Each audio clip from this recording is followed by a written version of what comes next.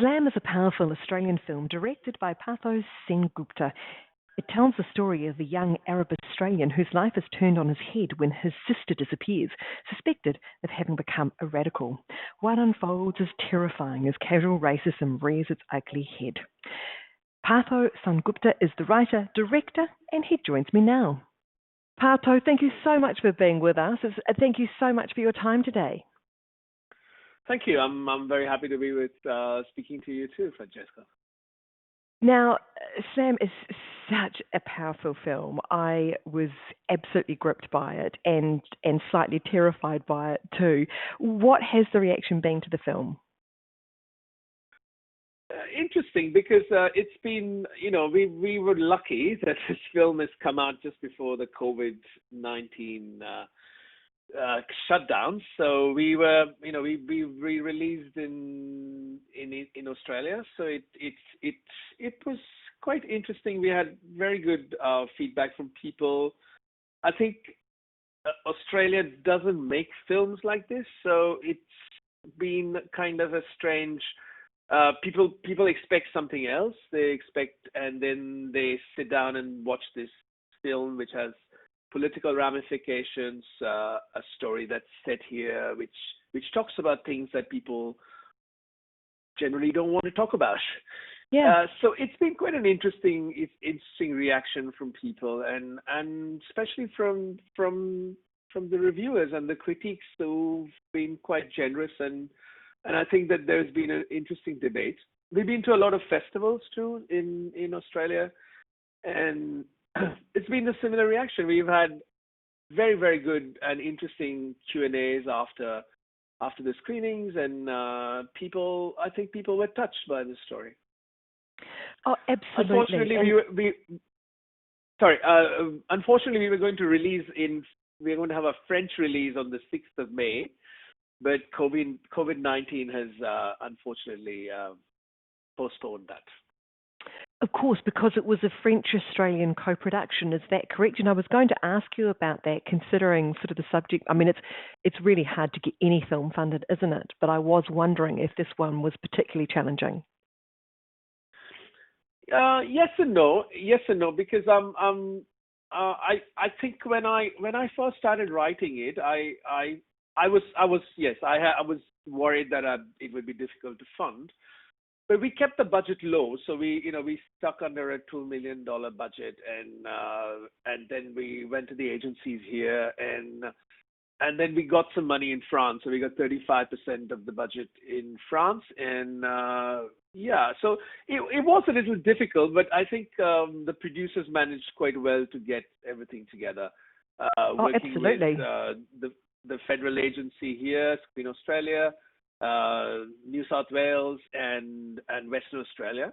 So we had a three-way co-production in Australia and minority co-production with France. Because it certainly doesn't look like a $2 million film. And I don't know whether this has anything to do with your background, I think, as an art director, and whether you just, you know how to make something look a lot more expensive than what it is. Yes, I think filmmaking is interesting. It's what you see in front of your eyes. So it's actually a two-dimensional space, and that's something that I have learned because my trainings I started as a production designer in Bollywood many years ago, and often what would happen is that you had to put the money on the screen, and we were constantly told that it has to be on the screen. It has to be on the screen. And I think that training has been a great help for me when I moved from production design or art direction towards direction. So the art director in me works with the director in me, and with Bonnie Elliott, who was our cinematographer. So that it becomes an interesting three-way job where the picture is as important as the narrative, because the picture is going to tell us the story. So we worked really hard with the small means that we had, and we put it on screen. And I like using light, and I like using the way the camera moves to underline the narrative. So the picture and the sound and is speaking. They are words. They're not just. I don't rely just on dialogues, but I use the camera and the sets and the lighting to say things. Partho, where did the idea come from for Slam? I believe that the character Amina was actually inspired by a slam poet that you did see in action. That's right. That's right. I'm so I me and my family, we moved to Australia in 2012. I was still making my second feature film, Sunrise, which was set in India. And I was introduced to some producers here, and Michael Wren, and he said, "Oh, do you have an idea for a film here?" And I said, "I need some time to live here so that I can come up with a subject that matters, that's something that I have lived." And as I was making Sunrise, it was a difficult time in Australia with rising Islamic,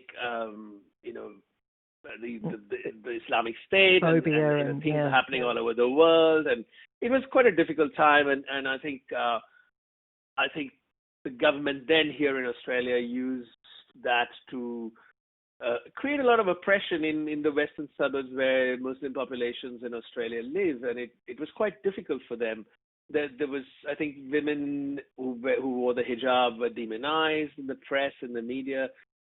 And that's when I went to see a slam poetry concert in Western Sydney at the Bankstown Arts Centre.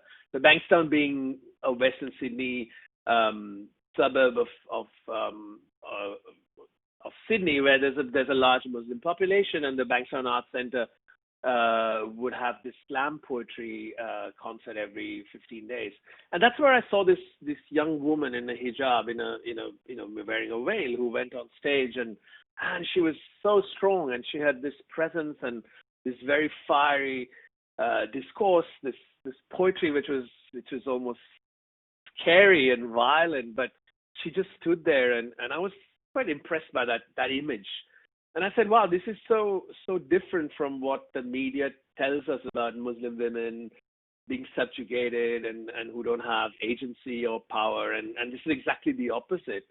So, being Muslim or being religious does not mean that you are subjugated or you are in that. So I said, I must do something with this image, something with this idea, but I didn't even know what to do. And I was with my partner, and we had our daughter was very small then, and then we were taking turns in watching, and I was out with my daughter standing outside, and I saw this same lady walk out, the poet. She came outside, and then she turned on her telephone, and she just started smoking a cigarette, exactly like the scene in the film in Slam with Amina. And then she left. She walked away into the darkness, and I said, wow, this is such an interesting idea. What happens if she disappears tonight? What happens to her family? What happens to all the people around her? Just her simple disappearance can cause such a big upheaval in a lot of people's lives. And how will the media and how will politicians use this mundane or situation? How will they exploit it? That's how I think I started writing the story, And it's fascinating because as we're watching this and we're following the characters, there's so many themes here. There's the theme of sort of the exploration of assimilation, which is the character that Amina's brother goes through, and then he sort of comes back to the family. There's of course just general casual racism, as you say, and it just sort of the intensity builds and builds as you watch people from the police to the media just make presumptions, based on their conscious or unconscious, racist thoughts. And their biases, and you can see this all unfolding on screen, and I was like, this is incredible, because this is what we don't want to admit exists, but we know it does.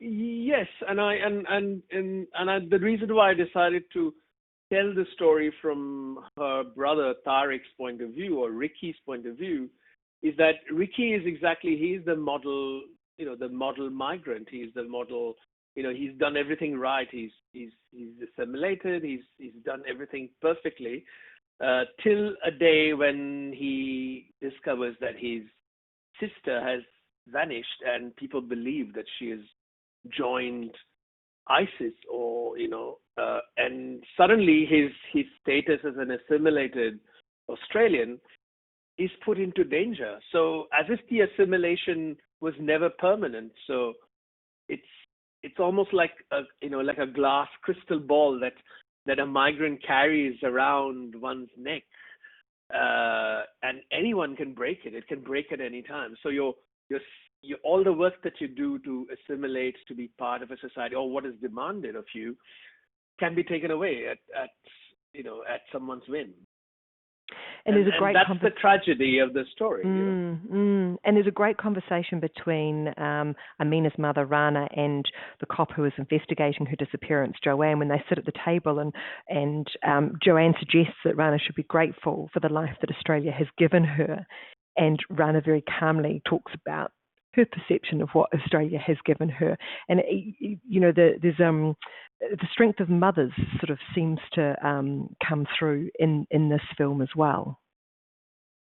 Yes, I think the film is about mothers and their children, and that for me was the main story. I wanted to tell this story from the point of view of women, and how, when war and violence happens in the world, the people who suffer are the women, the mothers, and the children. And it's an ongoing stream of violence that happens everywhere, whether it's ISIS, whether it's just wars, whatever happens in the world, mothers always suffer because they have to send their children to war. When war happens, mothers die and children die. So I wanted to tell this story from that point of view. So whether it's Joanne, a white Australian person who believed that her son joining the army was a right thing to do, but then once he dies, she questions that the reason why she had to give up her only child for something that happened so far away. So so I wanted to connect this story between the mothers, and then there is an understanding. So this meeting becomes very important for Joanne's character, who suddenly starts to see things in a different way. And this conversation that they have, which Joanne does not expect because she did not see things that way, starts to think about her own life in a different way. She starts to think about her own loss in a completely different way. That they live, despite being white or Arab or Indian, or we live under a certain hegemony of violence, and that violence often is created by men. Oh, look, Partho, really appreciate your time today. And we're at Rialto Channel is absolutely thrilled to be playing Slam. It's on encore screenings throughout June, and I just think it's such an important film for everyone to see. So, we're thrilled. Thank you so much for your time. Thank you. Thank you very much, Francesca. Have a nice day. That's wonderful. Same to you. Take care. Bye-bye. Thank you. Bye-bye.